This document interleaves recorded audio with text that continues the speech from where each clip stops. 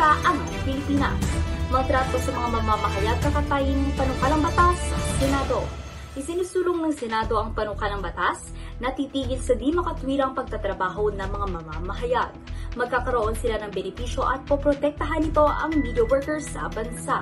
Inaprubahan ito noong Nobyembre 21 at ilan sa mga benepisyong matatanggap nila ay receipts of not less than the minimum wage prescribed by the Regional Tripartite Wages and Productivity Board, Social Security and Welfare benefits, mandatory additional insurance benefits in the event of death, disability, or medical challenges. Maaari ding dagdagan ang hazard pay ng mga mamamahayag sa bansa. At yun ang mga nababagang balita sa oras na ito. Ibarang po tagapaghatid ng balitang inyong maaasahan.